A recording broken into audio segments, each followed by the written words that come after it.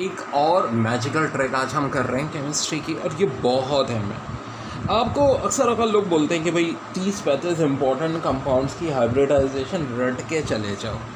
अरे कितनी रटोगे? आज एक ऐसा मैजिक सिखा रहा हूँ कि हर सब्सटेंस की हाइब्रिडाइजेशन इससे हो जाएगी। बस एक बेंजीन की याद रखो कि sp2 होती है, क्योंकि बेंजीन में ऑल्टरनेट बॉन्ड लगते हैं, तो वहाँ ये मैजिक नहीं लग सकता। तो बेंजीन की याद रख लो यार। अब मेरा मैजिकल नंबर अगर 2 होगा तो देखो 2 का मतलब है 2, एक S और एक P हाइब्रिडाइजेशन होगी sp।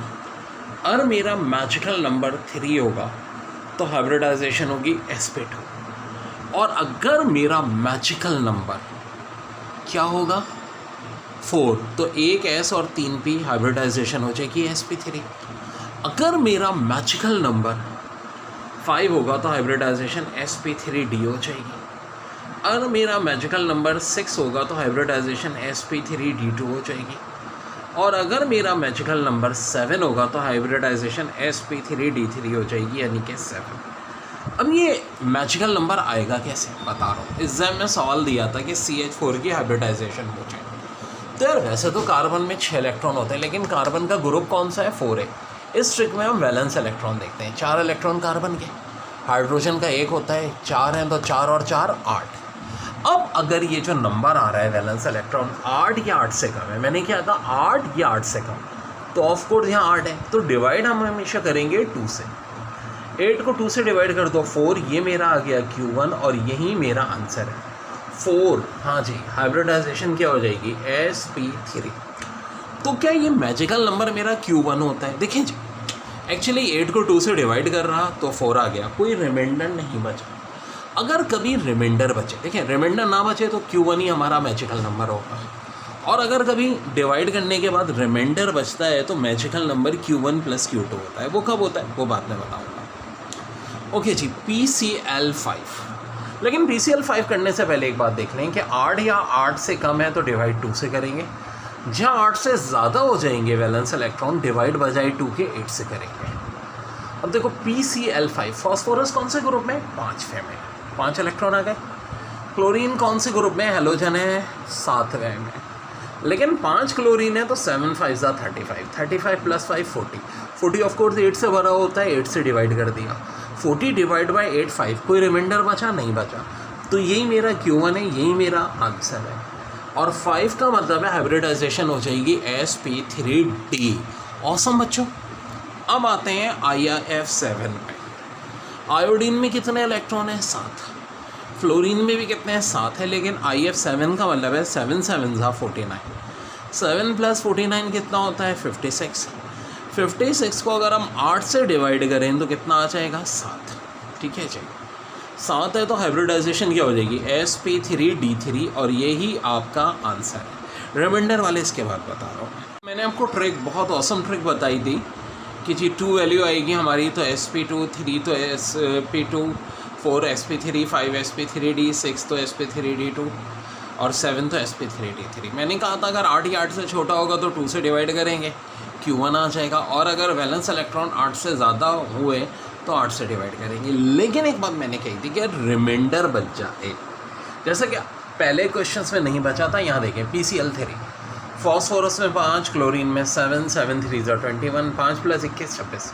अब 26 को 8 से डिवाइड करना है, 8 3 24। Q1 हो गया 3, 2 इलेक्ट्रॉन बचे। अब 2 इलेक्ट्रॉन बचे, मुझे Q2 चाहिए। Q2 कैसे निकलता है, जो भी रिमाइंडर है उसे 2 से डिवाइड कर दो। रिमाइंडर को किससे कर दो, 2 से।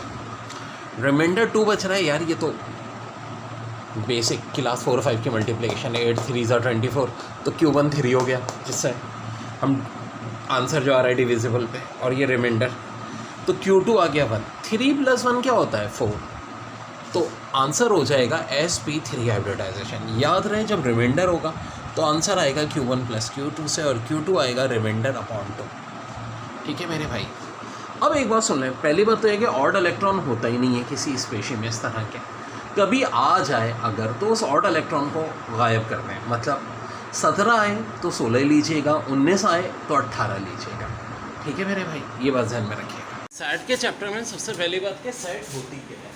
सेट की डेफिनेशन है, set is a collection of well defined indistinct object. जैसे हम कह सकते हैं भाई बॉयज़ का सेट है, गर्ल्स का सेट है, टीचर का सेट, स्टूडेंट का सेट, ठीक है जी।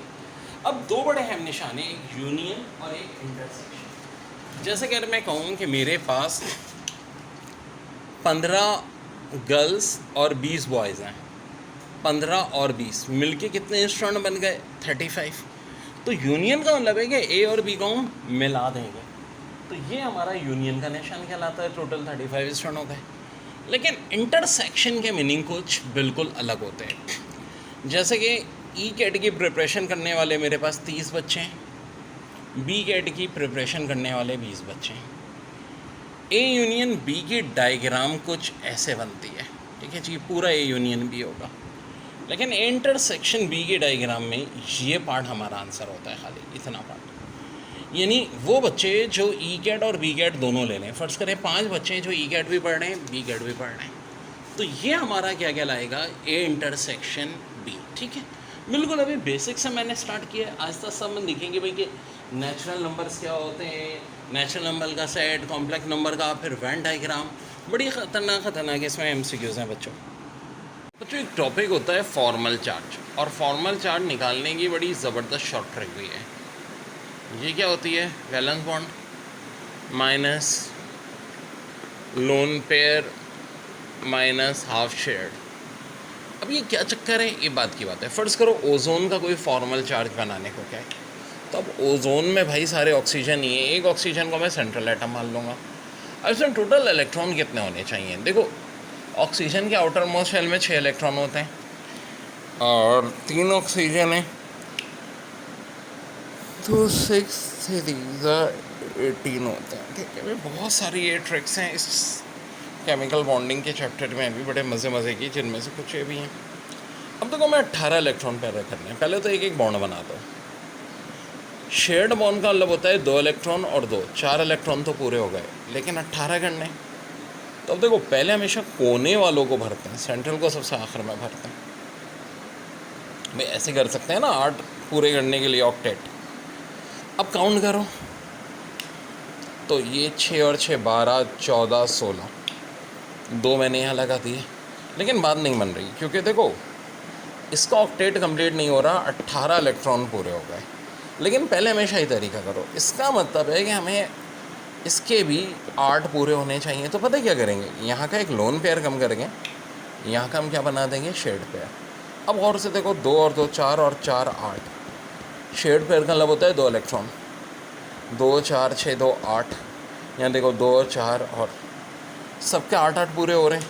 क्या टोटल 18 हो रहे हैं? या नहीं, 6 और 4 10 और 12 और 3 ये शेड वाले 18 भी हो रहे हैं। ज़बरदस्त।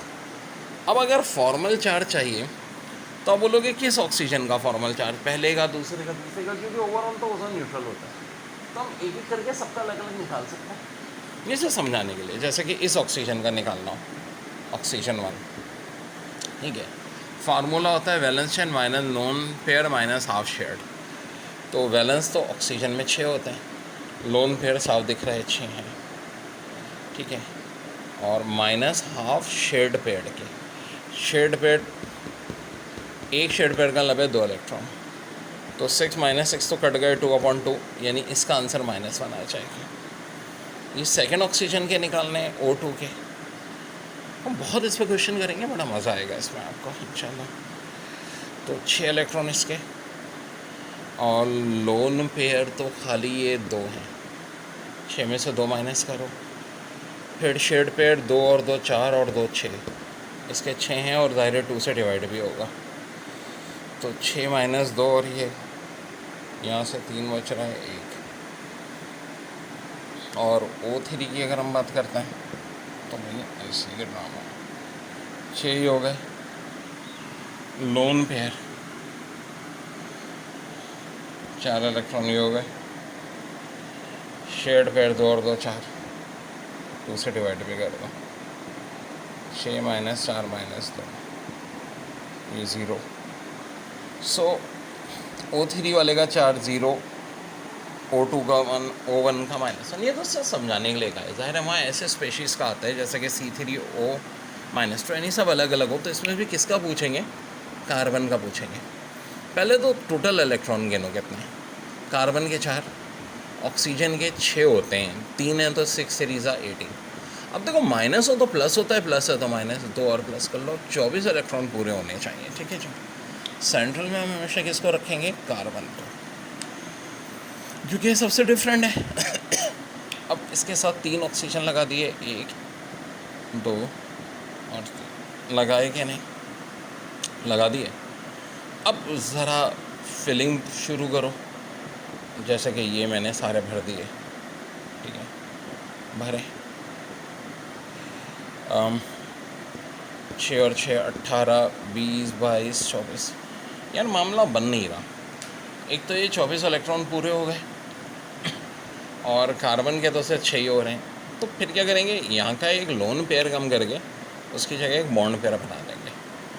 अब और से देखो 8 इसके पूरे, 8 कार्बन के भी पूरे जी। अब बैलेंस है।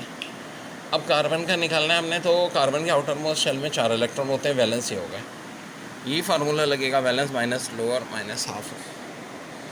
लोन पेयर कोई है नहीं है जी, 0 है। शेड पेयर कितने हैं? 1 2 3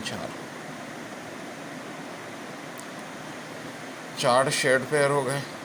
बल्कि यार पेयर्ड शेड इलेक्ट्रॉन की बात हो रही है ना, तो 2 4 6 8। ओके, 2 से डिवाइड भी करें इसे, 4 - 4 यानी कि 0। आंसर हो जाएगा इसका 0।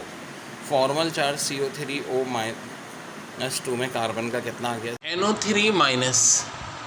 इसकी हाइब्रिडाइजेशन निकालनी है। नाइट्रोजन की 5, ऑक्सीजन की वैसे तो 6 होती है, 3 है तो 6 सीरीज़ा 18 हो जाएगी, एक माइनस की 5 + 18 + 1 24। अब देखो जहाँ वैल्यू 8 से बड़ी होती है हम क्या करते हैं? 8 से डिवाइड करते हैं। 24 को 8 से डिवाइड कर दिया, 3Q1। मैंने क्या कहा था? अगर रिमाइंडर कुछ नहीं बच रहा है, बच रहा है नहीं बच रहा, 24 8 से पूरा डिवाइड हो रहा है, Q1 3 आ गया, तो यही हमारा आंसर हो जाएगा। ठीक है जी। 3 का मतलब है sp2 हाइब्रिडाइजेशन, और बड़ी ऑसम ट्रिक है। NO2-1 की हाइब्रिडाइजेशन निकालने को अच्छा है। नाइट्रोजन ग्रुप 5 में होता है जनाब, एक इलेक्ट्रॉन। अच्छा याद रहे, अगर माइनस है तो हम इसको रखेंगे, प्लस है तो उल्टा एंड में कम कर देंगे। ठीक है। अब ऑक्सीजन की ज़ाहिर है आउटर मोस्ट ग्रुप 6 का मेंबर है, और 2 हैं तो 6 2 12। एडअप करो, ये आ रहा है 18। अब 18 8 से डिवाइड नहीं होता, क्योंकि 8 2 तो 16 होता है। मैंने क्या कहा? 8 2 किससे डिविजिबल है? 2 से, तो Q1 तो 2 हो जाएगा। अब 18 - 16 रिमाइंडर 2 है। रिमाइंडर को हमेशा हम क्या करते हैं? 2 से डिवाइड कर लेते हैं, 2/2 1 आ जाएगा, तो Q1 + Q2, ये बल्कि Q2 होगा। ठीक है। 2 + 1 कितना होता है? 3। Q1 + Q2 मेरा आ जाएगा 3 बच्चों।